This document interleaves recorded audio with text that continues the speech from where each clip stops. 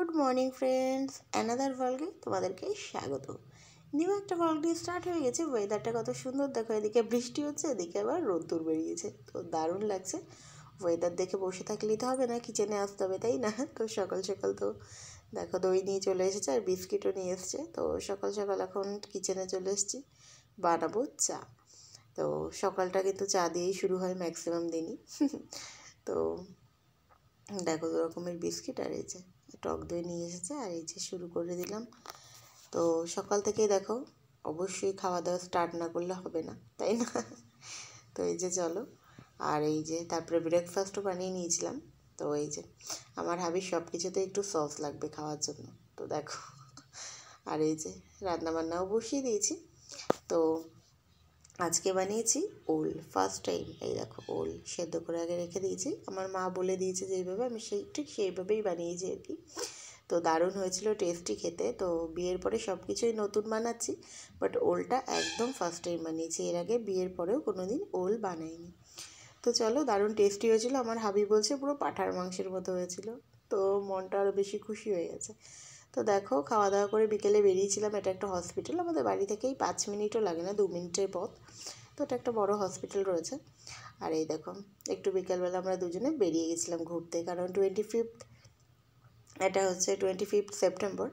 তো সেদিন হচ্ছে আমাদের 10 মান্থ অ্যানিভার্সারি কমপ্লিট হয়েছে, ম্যারিড অ্যানিভার্সারি। কীভাবে দিন চলে যায়, দেখতে দেখতে 10 মাস হয়ে গেল, বিয়ে হয়ে গেছে।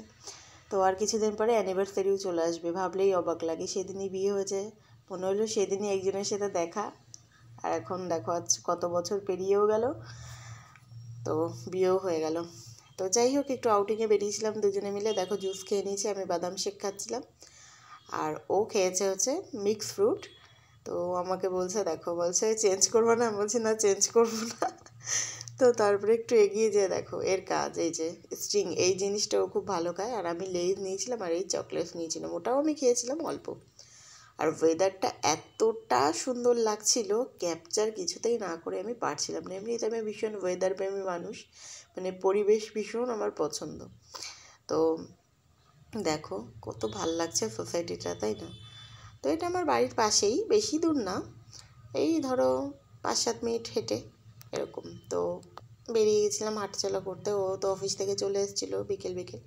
তো দুজনে একটু বেরিয়ে গেছিলাম। আর দেখো এই গাছটা দেখে মনে হচ্ছে একদম বিদেশে চলে এসেছি। এই বাড়ি গাছ, মানে এই সাইডটা দেখে একদম, কিন্তু আমার বিদেশেই ঘুরতে যাওয়াটাই বেটার লাগে, মানে বিদেশে থাকাটা সবাইকে ছেড়ে না। ব্যাঙ্গালোরে থাকি, তাই মনে হয় মানে কখন বাড়ি যাবো কখন বাড়ি যাবো, এরকম একটা ব্যাপার। তো যাই হোক, এটা হচ্ছে পার্কের একটা ওয়েদার। আর এই দেখো আমার বাবু বসে বসে শুধু মোবাইল ঘাঁটছে। তো সন্ধ্যেবেলা আবার জিলেপি নিয়েই বাড়ি চলে এসেছিলাম দেখো। আর এই দেখো পার্কে যে যাবো আর দোলনা চড়বো না, এরকমটা তো হবেই না। তো ভীষণই ভালো লাগে পার্কে গেলে এই দোলনা চড়া। তো ছোটোবেলা থেকেই ভীষণ দোলনা প্রেমী মানুষ আমি। তো আজকের ব্লগটা এখানেই কমপ্লিট করলাম, অনেক বকবক করলাম, তো টাটা।